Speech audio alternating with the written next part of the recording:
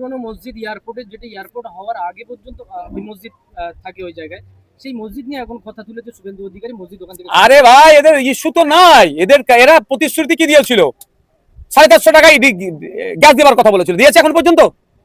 পেট্রোলের দাম কমাবার কথা বলেছিল, চাকরির কথা বলেছিল, সরকারি কর্মচারীদের ডিএনএ কথা বলে, সব ব্যর্থ হয়েছে। কোনোটাকে ইস্যু করতে হবে, মানুষকে তো মজিয়ে রাখতে হবে। 1890 সালে মসজিদটা তৈরি হয়েছে, আর এয়ারপোর্ট হয়েছে 1924-এ।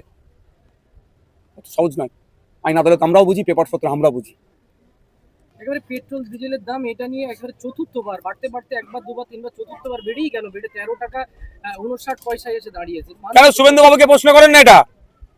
এটা শুভেন্দু বাবুকে প্রশ্ন করা দরকার। এই প্রশ্ন না করতে পারেন, ওই জন্য মাদ্রাসায় বন্দে মাতরম বাধ্যতামূলক। এই প্রশ্নটা করতে পারেন, রাস্তায় নামাজ পড়া যাবে না। এই প্রশ্নটা করতে পারেন, গরুর রে, এই বলে পুরো আপনাকে আমাকে ভুল দিয়েছে। প্রশ্ন করাতে হবে, শুভেন্দু বাবুকে জবাব দিতে হবে। এখান থেকে আমি প্রশ্ন করছি, শুভেন্দু বাবুকে জবাব দিতে হবে। আপনি বলেছিলেন যে আমাদেরকে ক্ষমতায় নিয়ে আসুন, অর্থাৎ বলেছিলেন তিনি বিজেপিকে ক্ষমতায় নিয়ে আসলে, ওনাদেরকে ক্ষমতায় আনলে দিল্লি উত্তরপ্রদেশের মতো পেট্রোলের দাম হবে। আজকে কেন হয়নি?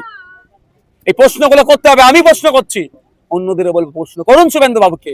কেউ প্রশ্নের ঊর্ধ্বে নয়।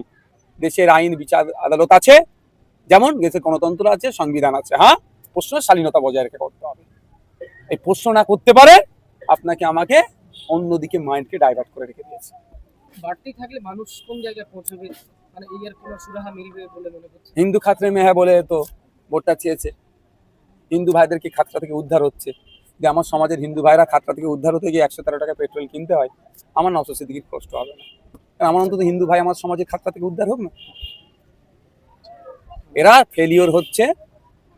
আর কিছুটা দিন, আগামী দিন দেখবেন আর্থিকভাবে ভারতবর্ষ কোন জায়গায় গিয়ে দাঁড়াচ্ছে। আপনি ভাবতে পেরেছেন? ক্ষুধার সূচকে আমরা 121 নম্বরে চলে গিয়েছি, 107 নম্বরের দিকে চলে গিয়েছি 123টা দেশের মধ্যে। 2014 সালে যেখানে 50-55-তে ছিলাম আমরা, ক্ষুধার সংখ্যা বেড়ে যাচ্ছে ভারতবর্ষে, তা নিয়ে কোনো চর্চা নেই। কে কত বড় হিন্দু, কে কত বড় মুসলমান, এই নিয়ে চর্চা হচ্ছে। কিন্তু কত হিন্দু মুসলমান সারা রাত না খেয়ে ঘুমাচ্ছে, দিনে একবেলা খেতে পাচ্ছে না, তা নিয়ে আমরা চর্চা করছি না। এত বড় আমরা ধার্মিক হয়ে গেছি। এই ধার্মিক মানে বক ধার্মিক বানাচ্ছে বিজেপি। ওর ট্যাপে আমরা যদি পড়ি, ধ্বংস ছাড়া আর ভালো কিছু হবে না। বহু পুরনো মসজিদ এয়ারপোর্টের, যেটা এয়ারপোর্ট হওয়ার আগে পর্যন্ত ওই মসজিদ থাকে ওই জায়গায়।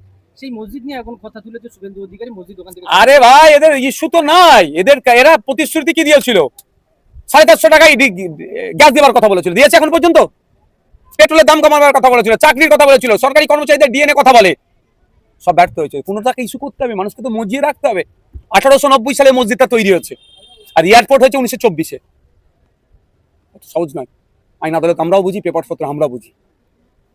ধন্যবাদ।